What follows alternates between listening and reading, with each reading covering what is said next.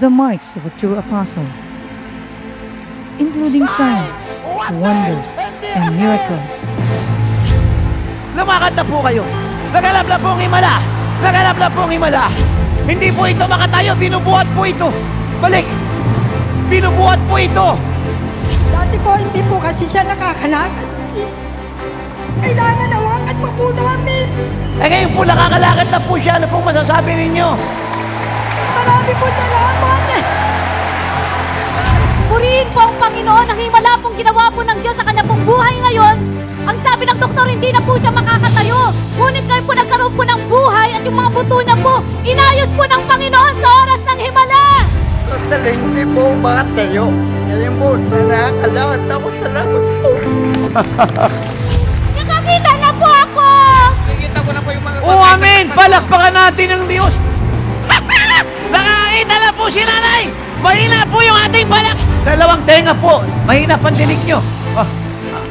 Anong pangalan nyo? Ernesto Hindi Torres. na po si Tatay Bingi. Palakpakan natin ang Diyos! Ayon po sa kanya, mula daw po ng pagkabata, ibingi na daw po yung kanyang dalawang tainga.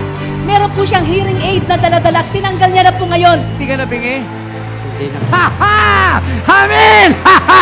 Palakpakan natin ang Diyos! Glory to God! Hallelujah! Tingnan nyo na ako. Oo. Luz Mindasal. Nakakarinig na po ito! Ha ha ha! Woo!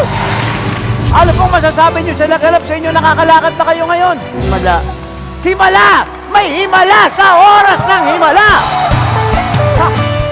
At sa oras ng himala 19th Living Like Jesus Anniversary, signs, wonders, and miracles are now. Malaya, malaya, malaya, malaya.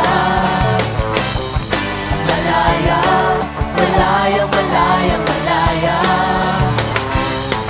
Malaya, malaya, malaya, malaya. Ang Diyos sa buhay ko'y gumawa, naranasan ang kanyang himala. Sa sakit at karamdaman ako. Sa darating na March 12, 13, 14, and 19, 2012 from 3 to 8 p.m. March 18, 2012 from 2 to 7 p.m. Gaganapin sa ating main church. At sa March 17, 2012 from 3 to 9 p.m. gaganapin sa Cuneta Astrodome, Pasay City.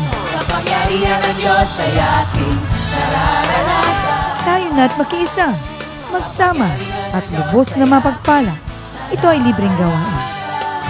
May himala!